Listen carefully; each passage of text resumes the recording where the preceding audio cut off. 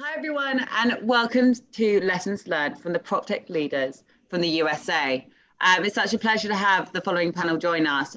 So let me give you a sort of quick introduction to all of them. So we've got Andrew, who has founded a business called Occupier, Lance, who has started the enterprise team at Juniper Square, Zander, who leads business development and strategic partnerships at the VC MetaProp, Cassie, so leading business development at Landis, Joe, who has recently joined Dealpath, where he's sort of leading the sort of strategic partnership side.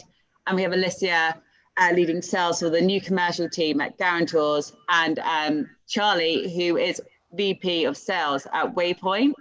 Now we're here from all of them in a mo. And if you have any questions in the meantime, just sort of shoot them over in the Q&A box. And hopefully I can sort of introduce them throughout the webinar. But also at the end of the session.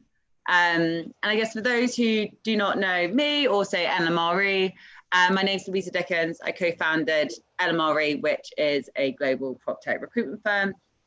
So we work with sort of early and late stage startups, VCs and real estate investment firms, and consultancies all over the shop.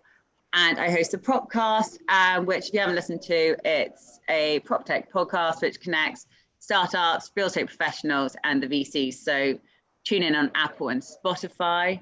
And then also started hosting Fresh Bread News, which sounds quite odd, but if you want to get involved, do a bit of promotion, it's completely free. And we just talk about what's going on within the real estate innovation space as well. But I guess more importantly, I'm so honored to have such a great panel today who all have well, one big thing in common. They all started their fruitful careers in the well-known VTS.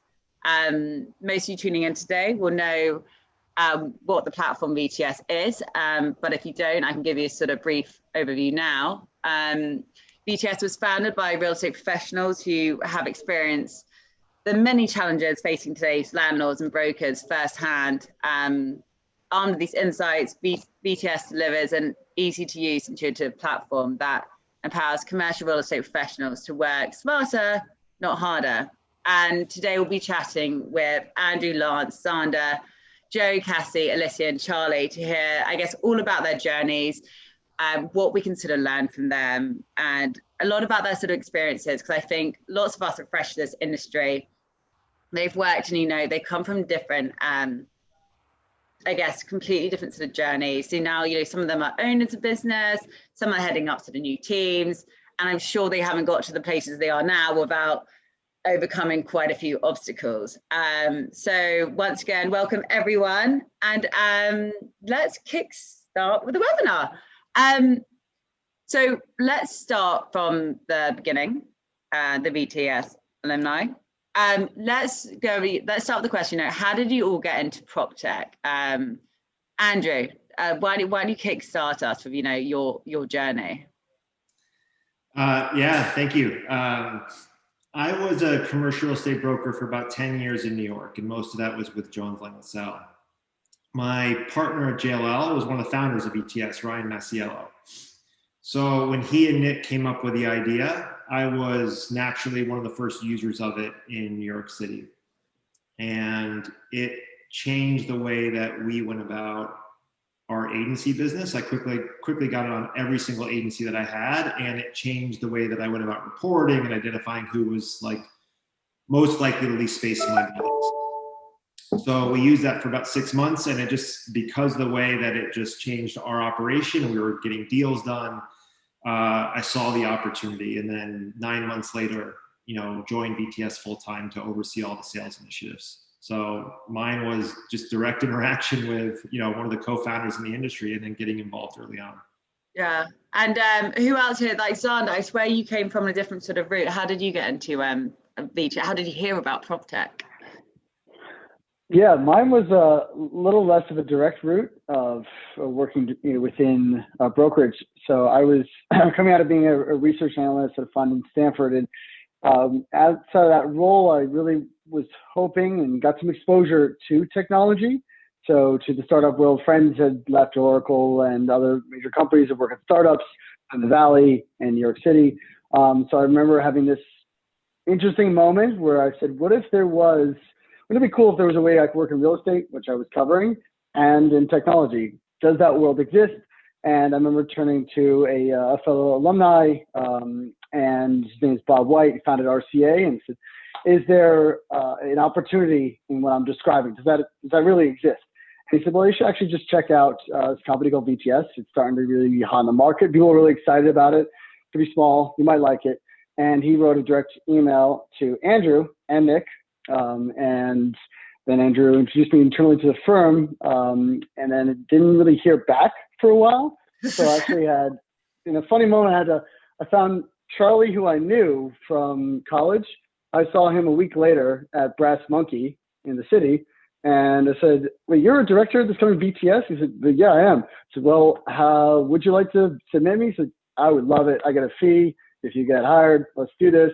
And so next week I was brought in, and what really exciting was that they were bridging the gap of real estate and technology and creating a digital environment. And they had already transformed from being this, a virtual touring solution to being a true CRM to connect brokers and owners.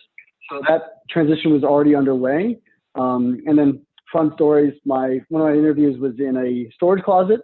And then my last interview was with Andrew, sitting on some storage boxes in the 42nd Street office. And that's how I really got hooked on real estate and data, was after those conversations. Yeah. And wait, so who else joined at your time? Am I correct saying, was it Lance? Was it Alicia? Because you all sort of grown up together. Who else joined at a similar point to you? Similar to right around the same time as Joe and Cassie. They were about 2 months after me. Alicia was a little bit after them, and before Lance and Charlie. And Charlie has great stories about his early days. Charlie, do tell. How did you, and what was your whole story? Yeah, I mean, I got introduced to VTS by one of our former colleagues, Rhett Miller, who's actually back in brokerage now, but he was working with Andrew here in New York at JLL, and then switched over to VTS when Andrew moved. And, I basically, I've always had a passion for being a part of an entrepreneurial startup, especially in the software space, and also have a passion for sales. And I basically cold called Nick, Ryan, and Andrew, probably 30 or 40 times within a week, and ended up getting the opportunity, in which case, joined the VTS team probably when we were about 15 people working in maybe about 2,000 square feet of office space, with an elevator that didn't really work all the time. And, so it was pretty, very much at the bottom floor. But 30 or 40 times cold calling. I mean, I'm a recruiter, and when I even want to answer, not even I think I would call that many times. It's pretty bold, and it's obviously paid off. I'd like to say I buttered up my my aggression using the phone over my, experience over the past few years here. But yeah, definitely. Probably the most persistent I've ever seen. Hey, you turn that persistence into when we were in that 2,000 square feet of office space, and there wasn't room for the amount of people that were actually working there to actually have a seat at the desk. He would commandeer one of the bathrooms as his cold calling closet, essentially. Is this true? It's very true. Well, cold calling and demos were being done, and the bathroom turned into a conference room for basically all of us. Hot desking in the toilet. I like it. And Joe, what about you? Did you pester the founders till they gave you a job, or hot desk in the loo? Nope. No, I actually started on the client side. So I was at JP Morgan Asset Management, doing business technology, right? So I was focused on, it was right at the time when everyone was really doubling down on data governance, right? That was the buzzword. So I was focused on data governance initiatives, what systems JP Morgan had in place. And then I also did the VTS implementation on the JP Morgan side. So I built up quite a rapport with the implementation manager on the VTS side. And then, he and I got drinks and talked about how VTS had very similar large institutional clients that were implementing and having very similar pain points, in that there were a lot of different source systems, and there was a very clear-cut need for this sort of solutions role, the solutions consultant role, to sort of scope out what that implementation would look like and what's going to change and how the data would flow and work. And so that's sort of how I ended up at VTS in the newly created first solutions role. Cassie and I actually started in the same role on the same team on the same day. Nice. Cassie, how did you get involved then? Yeah, so I took a little bit of a non-traditional route also. I actually, previous to that job, I was in a completely different field. So to anyone out there who is interested in joining, don't let that stop you. But yeah, I had been working at a consulting agency where I would do network audits and different system implementations for various real estate landlords throughout New York. So from there, I had actually met a few of you guys out after a client, meeting. And that's how I first learned about VTS, was through consulting on different technologies that were in the space.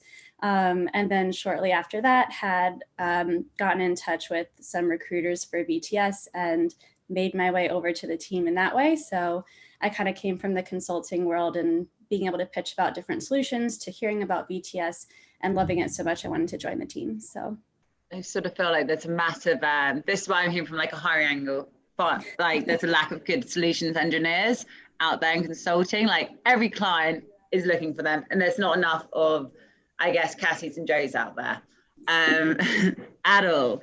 And Alicia, time to bring you in. How did you first get into property technology? Yeah, sure. So I started off my career working for JLL in Boston, supporting the downtown leasing team. And we did both tenant rep and agency leasing, and I helped the team with all of their projects. And we actually used VTS for one of our properties, 260 Franklin Street. It was a Heitman building. And since I was junior on the team, I saw the immediate impact of using that versus the spreadsheets and reportings and all the other stuff that we used to use. So that was my first kind of introduction to VTS. And then Matt Jaffoon, who actually co-founded Occupier with Andrew, had also worked at JLL in Boston and started head up the sales process for New England territory. And so after he was there for some time and needed an account manager, I weaseled my way in there. I love it. Seems like there's been a lot of hustling going in there, and like I think you need to hustle in any sort of startup. You definitely grow like thick skin and resilience, and you have to, I guess, take on so many jobs, which you probably never did when you're at Jones Lang, Alicia, or any of these other like larger firms. Is since you guys obviously grown there, you are all in different businesses now. Whether you're working with different products, Andrew, you started your own business. What did you really learn for going into an early stage startup that you wouldn't have learned before? Do you want to go for that, Andrew?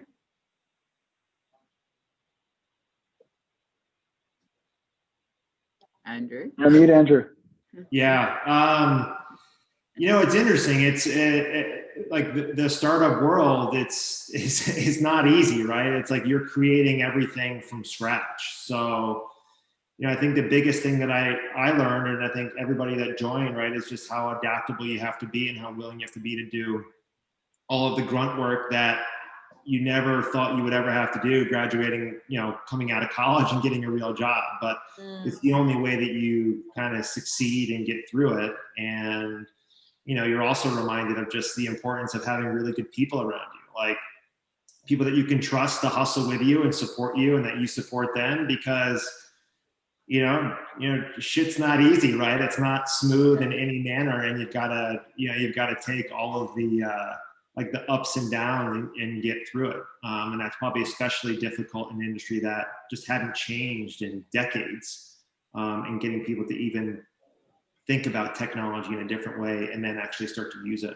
Yeah. So, I guess is that sort of when you're hiring for whether it's a junior person or senior person, what do you sort of really look for? So for anyone who's listening to this and want to access, come from whether it's a different industry, what would you look for? I think it's just that like adaptability, curiosity. Those are kind of like cliche sort of characteristics. But I think that when we looked back at VTS, like everybody here in our team had that like tenacity to succeed. Like not succeeding wasn't an option. It was like everyone was almost like clueless to this idea that we wouldn't succeed or we wouldn't get ultimately get a new customer on board, whether they were ready to do it today. Like at some point they were going to come. Yeah. That's like the mentality that you have to have in any startup, I think. Yeah.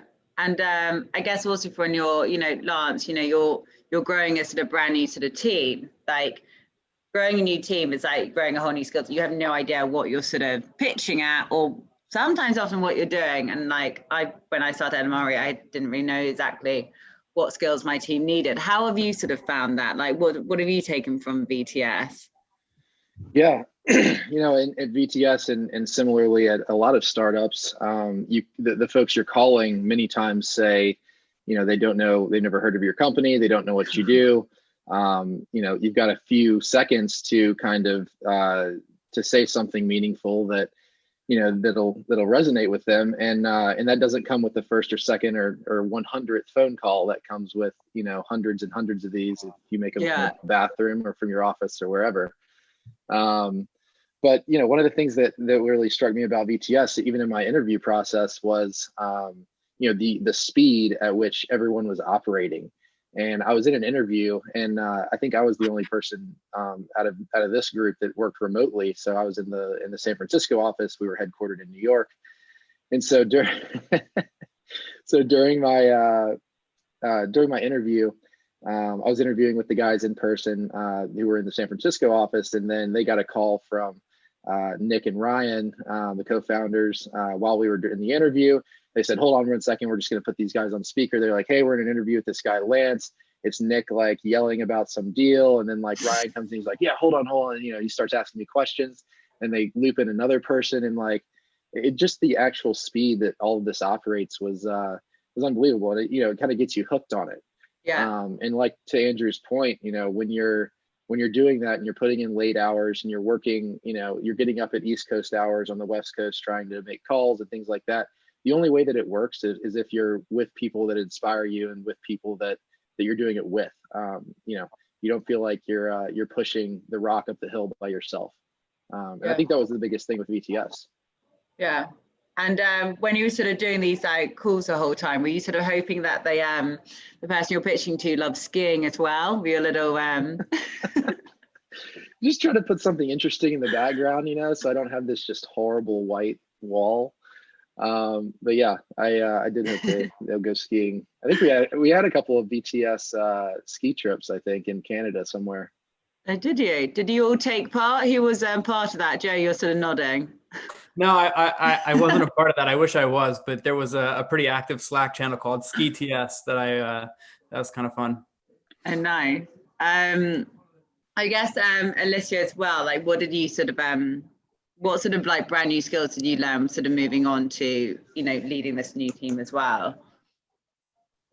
Yeah, I think just VTS kind of teaches you that it's a new product. You're going to face a lot of like adversity. People don't want to change something that they don't think is broken. So it's just kind of challenging the status quo and knowing that it might take a little longer than you'd like. But honestly, I just think what I learned the most from VTS in my role as an account manager is just kind of like owning those executive level conversations, being able to be the internal client advocate, and then just kind of, learn how to work with people at that level of an organization to kind of take with me in this role now when speaking to clients today. So yeah. Is there any sort of super challenging conversation which you had like early days with one of these like C-suite clients you're pitching to that sort of you could say was maybe character building? At VTS? Yeah, or just in general. I mean, I feel like I'm like laughing because anytime I felt, you just get in front of a room of like all of these executives and you're telling them how to, do their process on the platform. It's like, there was definitely comments like all the time. But at the end of the day, once we got everyone on board and using it and they saw the success that it brought them, it was always really rewarding. Yeah, no, I'm sure. And I guess, Zander, you've gone from working, you know, in the startup, you know, being the groundsman, and now you're going to, I guess, working in a VC where you now have a portfolio. What's, you know, how did you get into that? Because lots of people say they want to go work for VC. It's not the only route, but lots of people do see it as, you know, kind of like a move you do make, maybe after a few more years in startups. You did it quite early. What have you taken from that? And like, what were the sort of big challenges which you now face? Yeah, I think it's, I point a lot of so my transition over to VC, just of kind of the approach I took while working at VTS, and this is just the benefit of working in a startup with a very open and relatively flat environment, is I was encouraged to go work and talk to other teams. So I think Andrew noticed this pretty early on. I came in, just for full context, as an SDR. There was interviewed for an AE role, but there was no AE role actually available. So they said, we're only hiring an SDR. I said, you know, I'll take it. Whatever it takes to join this company, I'll go for that. So that's a little level of tenacity. Then because VTS is very open, you can sit with the finance team and understand what's going on that side of the business, sit with operations, talk to product engineering. Even if you have no background and don't speak the language, you can still learn it, and people are very willing to talk to you.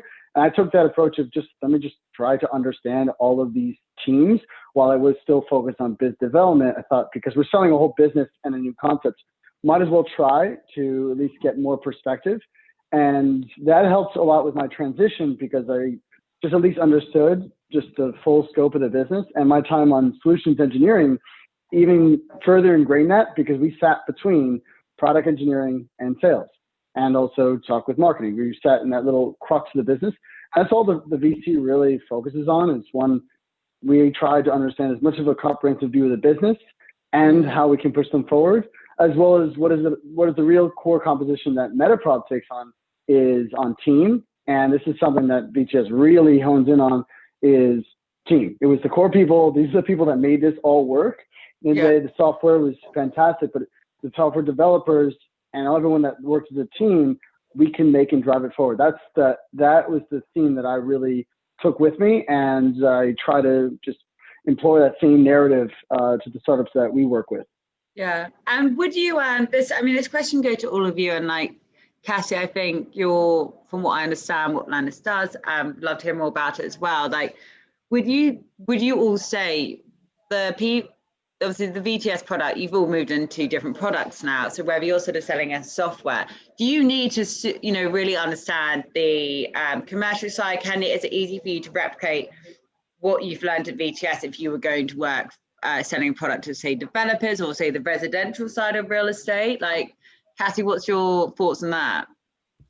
Yeah, I think it was it's interesting, because you still take a lot of what you learned within pitching within commercial, and then you bring that into the residential space. So for me, it was almost, being a solutions engineer not only helped me to understand how a business should work. Landis right now is still a small startup, and so being able to spread that knowledge into each of the teams has been super helpful. But secondly, just building the team. All of a sudden, you know, being the solutions engineering person, now I'm trying to determine which software system is going to be best for my sales team. And so it's like come out in different ways, but being able to understand solutions and the way that teams interact with each other helped me to create like a really good foundation for our team moving forward. So I think the tech side has been really interesting to bring into the space. And then for residential in general, it's a very different world. Yeah. But I think that having the tenacity that VTS had helped us to kind of spearhead and dive headfirst into the residential tech space, which is something that, you know, we went from being relatively unknown to being very well known within the last year. So it's been fun to watch that grow, and VTS has a lot to do with that, just, you know, their tenacity. So you've got you also have a fantastic backdrop there. Is that where you live, or is this part of Landis? You know, sort of nice backdrop. It is a random picture that I found. I'm pretending that I'm quarantining here during, during this time. But no, I'm actually hoping that one day someone's going to say that they know what this house is, and it would be awesome. That would be awesome. Speaking of awesome, is Lance on this webinar? Because he keeps popping up and disappearing. So is that? I'm here. I'm right here. You keep popping up down there. You're so confused. Anyway, I guess moving on to sort of our next question. Like we'll go back into more sort of technical things, but like you've all sort of grown up together. What's someone can go first. As what was your sort of best experience of VTS? Like a crazy sort of time or memory, which you would probably only get working in a startup, maybe. Who wants to go first? Well, I remember, this is, I worked a lot with Cassie, obviously, and we, we started at VTS first week together. The person who we were reporting to, Grant Wood, was based out in San Francisco, and it was sort of like, okay, there's a need, figure out what the need is, like, here's a rough understanding of it, and go, right? And so Cassie and I literally just sort of had one-on-one meetings with everyone at VTS to figure out what they're all working on and what they expect out of us and what this new solutions team and solutions engineering role could look like for them. And so it was really exciting and fun to sort of mold that team together and figure out, what we were going to be focused on. And then, it turns out we spent a lot of very, very late nights sort of working on these robust RFPs and figuring out how to piece everything together. I think the main takeaway there was, it was super fun. It was super challenging, but to be on that solution side, especially with a new and growing team, you really have to kind of have a finger in every aspect of the organization to sort of piece everything together and be that kind of person in the middle. So would you say that's probably the biggest challenge? Because I think also a lot of people who are hiring, they don't quite know what this solutions engineer looks like. So like between you and Cassie, what are the top 3 things you would say the solution engineer needs to have? Do they need to have come from a startup and grown a bit, so they've done a bit of product, bit of integration, bit of sales, or what's the secret ingredients? Understanding of real estate, understanding of the technology, and I think the most important thing is having that consultative mindset, right? You have to just really go in, you're on the revenue team, you're on the growth team, you're partaking in the sales conversation. So you are selling the software as a solutions engineer. But at the end of the day, you really have to go into these client meetings and listen more than speak, right? And just really figure out what they're working with, what their tech stack and tech ecosystem looks like, where their data is coming from, what their pain points are, and then collect as much possible information as you can, and then start to think about, okay, how can I work with my teams, my internal resources, and bring this solution to them in the most effective and efficient way. Yeah. Cassie, would you like to add anything to that? Or Yeah, no, I was just kind of laughing because I remember actually Joe and I, we came into the company thinking that our title was like a solutions consultant. And then I remember we both got papers and it was a solutions engineer. So I think that consultative part definitely hits the nail on the head. Just having an intersection between business and tech was the thing that Joe and I both were able to kind of collaborate on. And like you said, we spent many nights kind of knocking through these RFPs, just looking at each other and being like, we started with a blank piece of paper and kind of drew something up. So it was a lot of fun, and having someone who can be creative and doesn't mind not having something in place, I think says a lot about someone. If you can excel when you have the right tools, for sure, which is all what PropTech is all about. But having someone who isn't going to be scared of not doing that and being able to kind of piece together these things and create something that maybe didn't exist before. Yeah. And Charlie and Lance, I bet you have a few special stories from your time at BTS, and obviously hopefully some strong takeaways you can take from that. Would you like, either of you like to sort of share? I can jump in. I think and I think it kind of popped into my head a little bit earlier on in this conversation around like the original office space. And I think one of the most exciting things for any startup, now thinking back to that time, was watching VTS grow and relating that to the size of the office space and like basically just the design of it all. It was really cool to just see us go from a small room, very similar to what I'm in right now, with like whiteboard, just like the general whiteboard wallpaper that you can write on, then kind of take that next step up to like a more formal office space. And then the next step up from that, where you have, tons of conference rooms. It's got a nice look and feel to it. Yeah. You feel even more comfortable about inviting prospects or people from the outside of the company into the office. And while it's such a simple concept, I think watching the company grow and relating it to the office space that it grew into and out of was pretty awesome and exciting. Yeah, apart from when you're holding these sort of internal meetings in the loo, like we heard about earlier, not so glam. Have you got any sort of standout stories? Yeah, it's more of a general story, but there was a huge turning point that was really fun to be a part of. As a startup, there's a lot of doubters, and especially in commercial real estate, it's not exactly the most open to change, especially within technology. And we were working with, both landlords and brokers. Brokers have their own business, each broker, and sometimes they work in teams. But at the end of the day, each broker you're talking to is essentially their own business. And the turning point was when those brokers started to believe in VTS. And I think something that VTS did really, really well was address the brokerage community at the same pace as addressing the landlord community. And not just saying, let's sell this to landlords, and then the brokers are kind of mandated to input their technology or input their deals into VTS.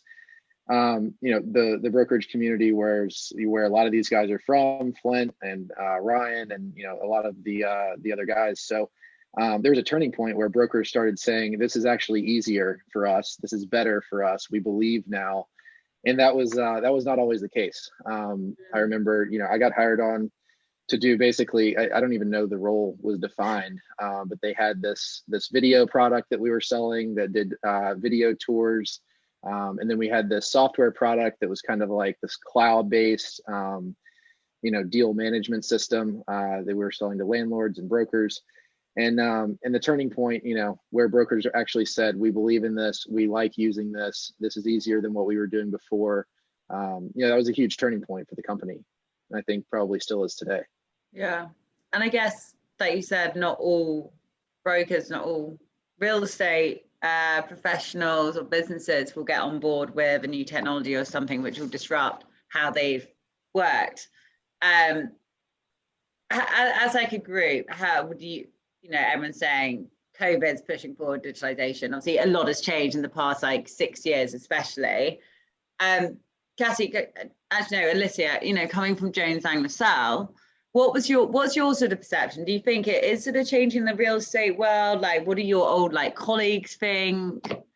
Yeah, I think a lot of people at first sometimes think, tools like BTS or others are trying to replace brokers, or it's kind of going to make certain jobs obsolete. And I think they really just make those people better at their jobs because they're able to use software to be faster and more efficient and spend their time on, more quality projects, I guess, for lack of a better word. So I think I definitely think I've seen a shift where before, it was really selling against the status quo. And I think now people are open to technology and exploring it. So maybe their response has somewhat changed, but it's still a hurdle. But I think that once you realize how you can leverage technology to be better at your own role, you'll just do better. Yeah. Andrew is also an ex-Jones Lang LaSalle man. What are your thoughts? I mean, very similar. I think where we are today, it's almost even amplifying the need for better technology as well. I mean, the requirement that you were forced to work more remotely right now just amplifies the need for better ways to collaborate, not only with your teams, but your clients. And, at Occupier, we're trying to do the same thing, but for the tenant, right? Is take all these people that are involved in making really important decisions that are worth a lot of money for, any of these businesses, and do it in a better way. And, it's kind of just cracking the nut to get in there. It's either, the landlord or the tenant are going to make the broker use it, at which point they start to kind of feed off this thing and realize that it's, it's easier and better for them, and they can grow their business. And then it just kind of snowballs from there. And I think we're now finally at that thing, which is being helped by some dramatic shifts in the market right now in terms of this just being adopted more. Yeah. It's like some of those big landlords early on, like the Blackstones of the world, like taking this on were some of like those biggest stepping stones in terms of like this broader adoption. There's really turning back. No one's going back to like Excel spreadsheets as their main way of like doing things or, anymore. Yeah. Other than my dad. I remember when Blackstone came on at VTS, and actually we'd had a meeting with a pretty large firm here in San Francisco who had kind of doubted our business model and the fact that we were going to catch on. And they said, if this catches on, we're interested. We ended up announcing the Blackstone partnership the next week. I sent them the link, and they set up a meeting following week. So there's a lot of folks that follow. There's ones that lead, and there's ones that follow. But being a visionary and Blackstone, really putting this to work. I mean, that shows a lot of the other folks that don't want to go first. That the industry leader, and Jonathan Gray is on our website when you log in every time, and that shows with the other folks that didn't want to step out first that the visionaries are in this. Yeah.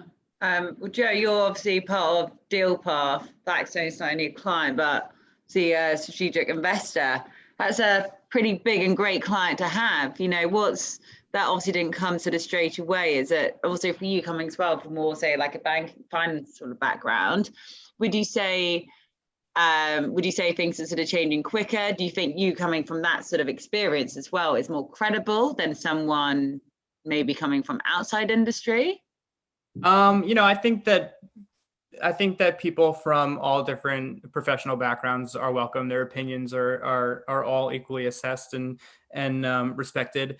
I think that, as you mentioned, Blackstone is a strategic partner of Dealpath, as they are for VTS. And I think that, you asked the question earlier, what did you take, what learnings did you take into all of our new roles?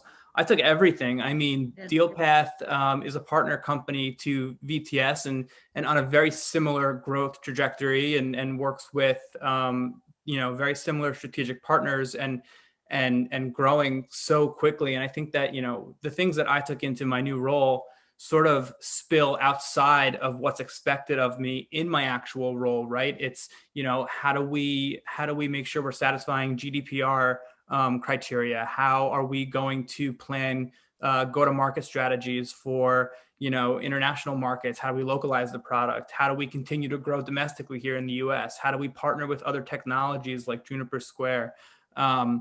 So all of those lessons learned from VTS, the growing pains, I definitely took into my new role here at Dealpath.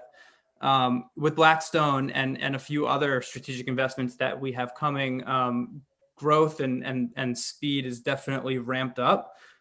So it's sort of, no matter what role we're all in, we're all part of growth, right? We're all on the revenue side, we're all on the growth side. So it really is all about that tenacity and that willingness to, do what you can to achieve this organizational growth, because it's happening quickly, it's happening now. And so it's really exciting.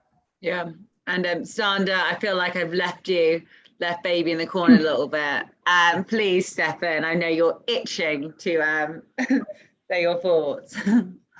No, I think it's exactly the thing that we experience. At least I see it over hundreds of companies that we get to look over each day, which is that thoughtfulness of how they're educating them, their given market and where they fit in this great puzzle. But I'm also seeing a lot of transition on the other side of the equation, well, actually two sides of the equation, one being the landlord, owner, operator, who have become a lot more intelligent about their procurement process and developing teams that are dedicated to understanding the technology that are out there. And now you see the rise of hiring CTOs. And then a level after that became the roles of heads of innovation, which often are my counterpart when talking about here's a new level of startups that you should look at. Lance often refers to me as a doctor because I get to list it out, just symptoms of the business, depending on what asset type, what your focus strategy is, if you're opportunistic, if you're core, if you're core plus, if you're in storage, if you're in residential, depending on what that is, then basically just list out, here's a selection of companies that may work for you, and we are happy to make those introductions just of how we see the landscape.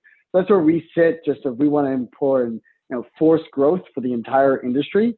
And then the second level is almost on Andrew's side. On the other side of the equation is the tenants, whether we're talking residential tenants and consumers that Cassie focuses on, or commercial tenants. They're also equally going through the same cycle of evolution where they are understanding that they need to buy technology, but not just we need to buy for the sake of buying and being transparent in data and all that you hear in that jargon. You hear that they need to be thoughtful in their process. They need to be organized. There needs to be a design, and we need to test and demo and pilot, but pilot with the end goal of actually executing and drive results for our constituents internally, because then you'll get what we experienced many years ago with this big wave of tech fatigue and user fatigue.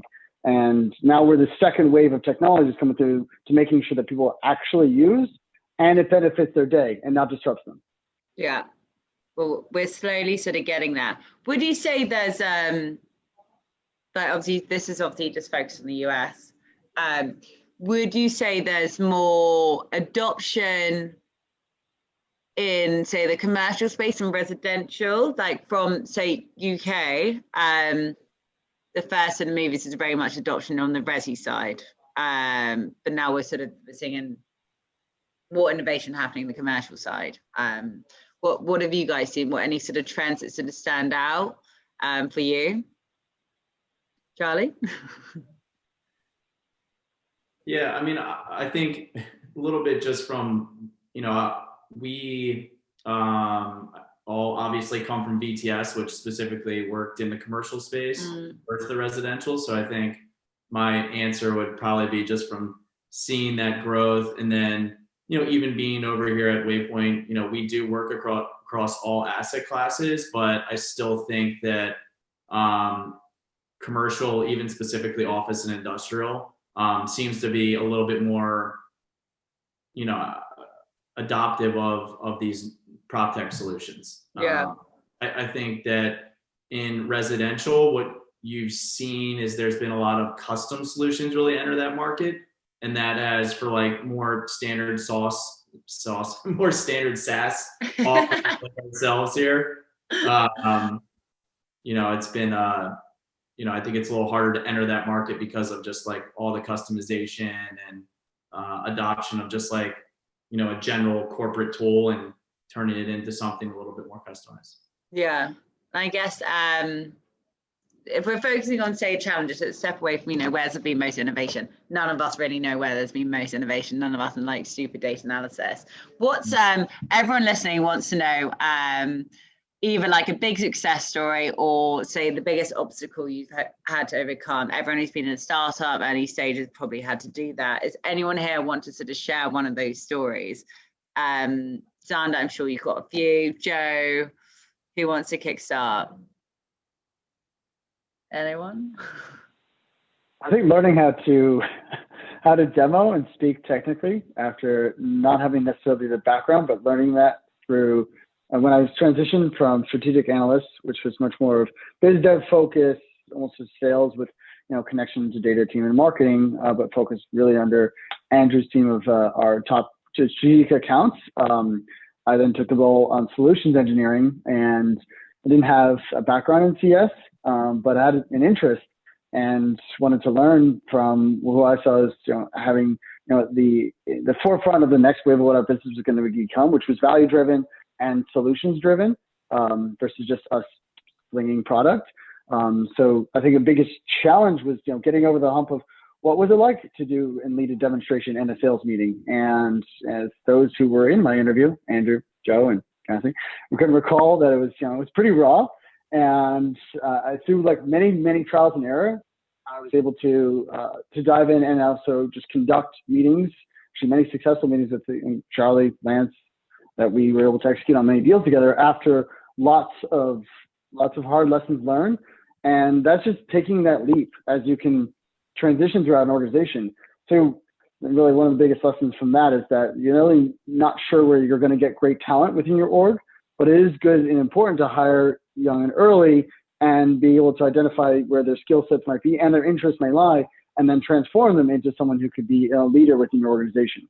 Yeah, a bit of sort of trial and error. I'm sure we've all been in meetings, no matter what sort of roles we do, where maybe we're pitching slightly high above our weight, or we use sort of terms, technical terms, which maybe we don't probably use in the right way. I guess I'm conscious that we've got about sort of 10 minutes left for the webinar, and everyone would like to know a little bit more about what you guys are all doing now. We sort of touched upon what you've learned over the past sort of few years, but like, Joe, do you want to tell us a little bit more about Dealpath, your current role, and then everyone we'll go through that as well before we come to the end. And if you'd like to share, I guess, any bit of advice as well, each of you, for whoever's listening about whether it's getting into the industry or, yeah, that'd be fantastic. But Joe, if you kickstart, that'd be fab. Sure. So yeah, a little about Dealpath. I mean, we are a purpose-built software for deal teams, for transaction teams, for investment teams across all different asset types, working on acquisitions, deployment of capital, and two major areas, right? One is the analytics and the sort of exposure to what your acquisition deal pipeline looks like. The second is the workflow piece, right? So really getting deep into task management and collaboration with all the stakeholders who are involved with investments for portfolios. We are growing our partnership strategy. And that's what I'm involved in, is sort of strategic business development and partnerships, and how do we leverage our relationships with other technologies, with consulting firms, to create new product functionality, to grow into new markets, and to continue to solve for the pain points that come with collaborative investment sales workflows. I think that, anyone who's looking to get into this sort of area of real estate and technology is just definitely be open to learning as much as you possibly can, right? Learn about the business and what those pain points are, learn about the technology and how the data works. And, when you're talking to clients, or when you're looking at your role in your organization, where does all of that data come from? What are the source systems? How does it flow? What sort of integrations can, be made? One sort of commentary I wanted to make is, keep up with your clients too, because if I think about the conversations that I had when I first started at VTS compared to now that I'm having at Dealpath, the clients have gotten so smart with absolutely everything, right? They're not just focused on their day-to-day business, as it was. They know exactly what technologies they want to use. They have this vision of what their day-to-day could look like by leveraging technologies and integrations and all of these things. So, the conversations that I'm having now, the starting point is much more advanced, and I think that's really exciting. And it's really exciting to see all of the business side sort of, embracing technology in this way. Yeah, awesome. Thank you for that. And Alicia, tell us a little bit more about your current company, and a little bit of advice would be fab. Yeah, so I work for a company called TheGuarantors. They've been around since 2015, and we partner with insurance carriers to design insurance products for individual renters on the multifamily side, or for tenants for commercial leases. So it basically just expands the applicant pool for landlords and makes it cheaper and easier for renters to qualify for an apartment, and for businesses to be able to sign a lease. So the landscape of tenants today has completely changed. There's a lot of startup companies that have raised a lot of money, not a lot of operating history. They're not trying to tie up $1 million of capital with their landlord, so they can buy an insurance policy from us, and we'll provide that amount of coverage. So it's a little different, because while we have a platform functionality that applicants can use to apply and landlords can log in to kind of see what they have in place with us, we're also selling more of like a financial solution. So it's different than BTS, but I spend all my time speaking to landlords and brokers and tenants like I did before. So it's had a nice kind of synergy there. And then I guess in terms of advice for just those looking to get into PropTech or really any job in general, I think the best thing that helped me was just leveraging your network, informational interviews. If you know someone, when you leave the interview, ask for an introduction to someone else to just really understand how everyone else is spending their day, because you're signing over 40 hours a week of your life to this job. And then when you go into an interview, you've done your due diligence, you know you really want it. And I think you're much more successful there, just because there's so many different roles in the world of PropTech. So I think just trying to really figure out what you want to do is helpful. Yeah, it's like how Joe and Cassie's roles didn't really exist. All the title changed as soon as you got there from consultant to engineer. And personally, if I was going for roles as a consultant and said engineer in it, I would be scared less. Lance, tell us a little bit more about your business and a bit of parting advice. Yeah, sure. So Juniper Square, we provide software specifically for private equity investment managers. So those are our clients. We work with GPs and LPs, general partners, limited partners, and for GPs, which is our core product, we focus on functionality around raising capital, so fundraising automation, and also managing capital once it's been raised in different fund vehicles, and then managing and automating all of the communication flow between the GP and their LPs. So we provide things like a CRM, accounting functions, an investor portal, and kind of the original idea was providing a public equities experience like a TD Ameritrade or a Fidelity account experience to the private equity world, because there's LPs that are investing billions of dollars that are receiving an experience in that's based in Excel, that's based in manual workflows, that's not secure.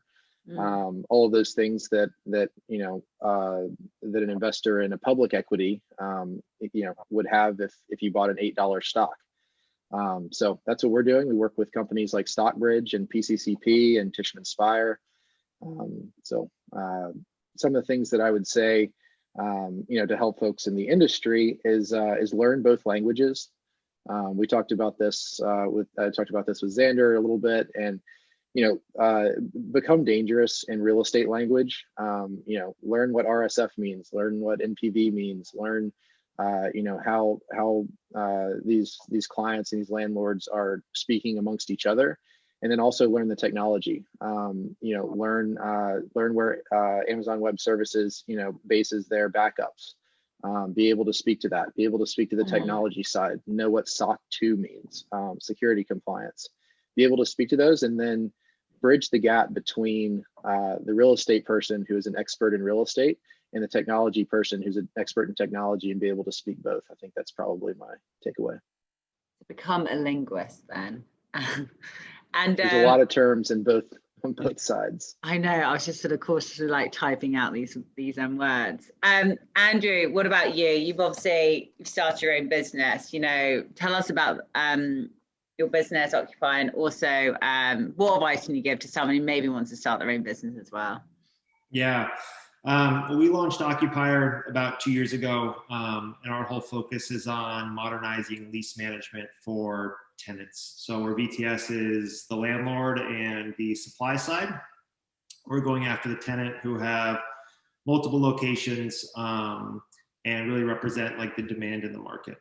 So what that means is really modernizing like the lease administration piece, so making your key lease data accessible by those that need it, which includes accounting teams. So we have Occupier Lease Accounting, which is enabling companies to become compliant with a lot of the new accounting standards that are coming out, which is a really important thing for them to do.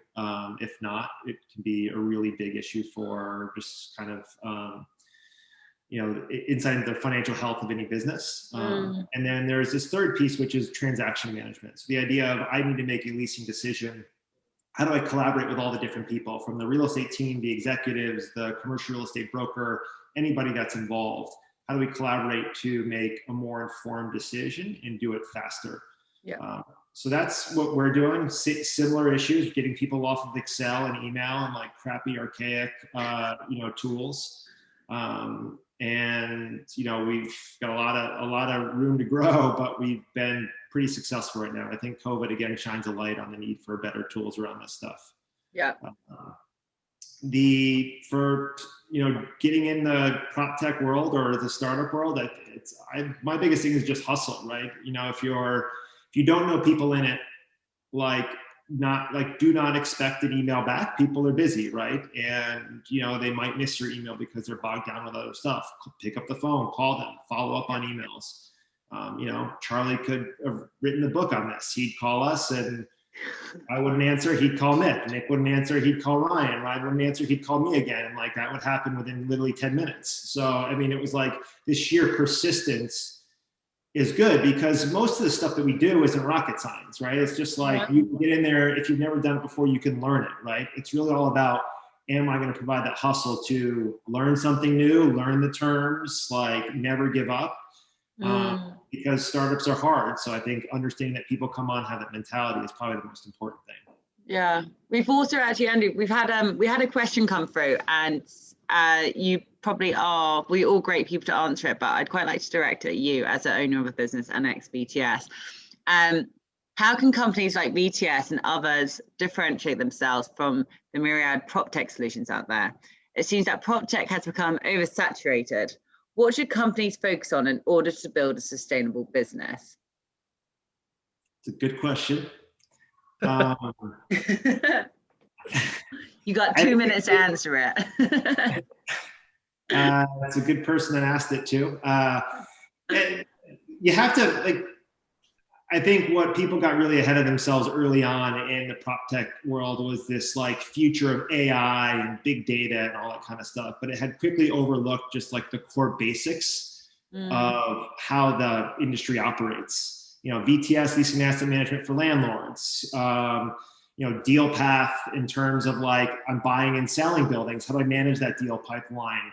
Managing LPs and GPs, Occupier managing your leases, these things, it's just basic stuff that the industry had been doing in technology that looked like it was built 20 years ago, which it might have been, or Excel spreadsheets. So step one was, how do I create efficiencies and remove a lot of the duplication, maybe automate, as many areas as possible so I can trust the data that I'm working with. And if you look at companies that have done this successful, at least from my experience, is BTS, by doing that, now has probably the best opportunity to to create some disruption in terms of space listings, right? It's coming directly from the source. Now, from our perspective, we want to be the source on demand. If you're managing your real estate and your deal activity and Occupier as a tenant, we could potentially be the best in terms of the demand opportunity in the future. So concentrating on the core efficiency piece of it seems to be the thing that gets overlooked a lot, and it's not always the most exciting thing, but it's the most important piece. Yeah. Matt, if you've got any more questions I want to follow up, I'm sure you can find Andrew on LinkedIn or his email later. Cassie, tell us a little bit more about Landis as well, and a bit of parting advice. Yeah, sure. So Landis is we're a 12-month homeownership company. And what that means is we're working with people who are 12 months away or less from being able to obtain a mortgage. So if you or some others who are looking to go buy a house, but they're not really sure what they need to do in order to get there, what we're doing is we're providing that path forward. So we'll actually step in, we buy the house for you, you rent it back from us for the year. We provide an in-house financial coach, and that helps them get to mortgage readiness. So especially with everything happening with COVID, it's been a really interesting time. If someone loses their job or XYZ happens, they no longer have that runway and consistency to get approved for a mortgage, and everything spiked. So with Landis, we have lower credit score requirements, and we're able to help you get into that. So it's a new niche for anyone who's looking to go buy a home, kind of separate from rent to own and your typical home buying process. So that's a little bit about what we're doing. And right now I'm there helping to lead the sales and partnerships and a little bit of marketing now as well. So it's been a lot of fun. I think that my time at BTS definitely helped me because I had to work with so many different groups. Understanding what it took to collaborate and teamwork was one of the biggest things that helped Joe and I to have success within BTS. And that's what I'm, bringing to Landis as well. So I think my piece of advice really is just to stick it out and to keep moving forward. I think that within startups, nothing is ever said at the beginning. And so, next thing pops up. And the more that you keep pushing through that, the better and better the product gets, the better the experience gets. And I think that at the end, when I look back, I'm like, holy cow, there's a lot that happened there and a lot that we've done. So I think just stay hungry and stick it out is my word of advice to anyone entering PropTech or startups in general. Yeah, stay focused for sure. Charlie and then Zander, but Charlie, go first. Tell us a little bit more about Waypoint and a bit of advice. Yeah, definitely. I'll keep it brief since I think we're short on time here, and I know Zander probably wants to go. But yeah, Waypoint, we are a operational focused asset management tool. So what that means is really two things. We uniquely work to automate your core financial property level data into a software solution, which is accessible from wherever you have web access. And through the software solution on the front end, you can see really financial performance trends into what your properties are operating. So do a lot of financial comparisons to a budget, to a pro forma, to an underwriting. You can see all that from our dashboard and tool. And then I think just from, I think Andrew brought this up earlier, and for anyone to join PropTech, I would say, definitely be curious and be flexible. I think it's really important that everyone has an open mind when they join this space. Especially when you're joining a smaller company, even still today, BTS, as big as they are, right? They're still constantly pivoting, constantly reevaluating their value prop. And I would say, for all of us here and all the companies we work for, no matter how big or small, we're always looking at trying to find and uniquely position ourselves and continuing to grow our product to what people need. So definitely be curious, and then just flexibly, I say that because, when you join one of these PropTech companies, because we are being so innovative, roles can change, things can happen, and, you just got to be flexible. And as a lot of us have spoke about, even when I first joined BTS, as much as I was on the sales side, I remember I would spend weekends along with Andrew and the rest of the team typing in leasing reports for our client base. So, just continue to grow and, I'm sure those were super fun weekends that you and Andrew stuck out. Zander, at the moment, we've all been waiting for. Tell us a little bit more about MetaProp. And your parting bit of advice is down to one thing. Perfect. I'll leave it to one, and thank you for not leaving baby in the corner. So I think just one for MetaProp, we are a New York City-based venture capital firm that focuses on PropTech and more specifically on early stage, so from seed to Series A. And we were founded, we've been investing since 2010. So since then, I've taken 130 portfolio positions, and institutionalized in 2015, founded by Zach Aarons and Aaron Block, and with partners of Maureen Waters and Zach Schwartzman.